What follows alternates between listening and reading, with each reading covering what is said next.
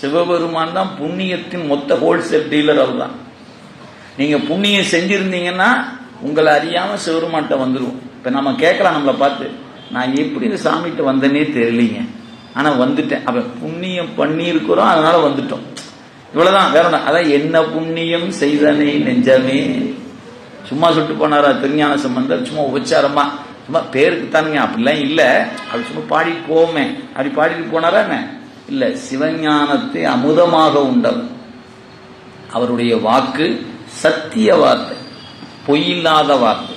எனவே நாம புண்ணியம் செய்திருக்கிறோம் அப்படின்னு எப்படி கண்டுபிடிப்பது அப்படின்னு கேட்டா, இந்த பிறப்பில் நான் சிவபெருமானை வணங்குகிறேன் என்பதுதான் நான் செஞ்ச புண்ணியத்தின் அடையாளம். என்கிட்ட இருக்குது. அது புண்ணியம் காரணம். அந்த புண்ணியத்தினுடைய காரணத்தினால வெளிப்படுகிற காரியம் என்ன அப்படின்னு கேட்டீங்கன்னா, காரியம் சிவனடியாராக இருப்பது. நாம அந்த வகையில பார்த்தோம்னா ஏதோ செய்திருக்கோம்.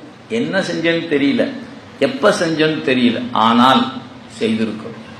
செஞ்சங்காட்டித்தான் தண்ணீர் என கருளி தன் கருணை வெள்ளத்து அந்த பெருமான் நம்ம என்ன பண்ணிக்காரு, இந்த திருநீற்றை நம்ம கையில கொடுத்து நமக்கும் பூச வச்சு அவனுடைய உருத்திராக்கத்தை நமக்கு அணிவித்து நமச்சிவாய அப்படின்னு சொல்ல வச்சிருக்கிறான். இல்லைன்னா என்ன பண்ணிருப்பாருங்க, சொல்லாத கூட்டத்துல கொண்டு சேர்த்திருப்பார்.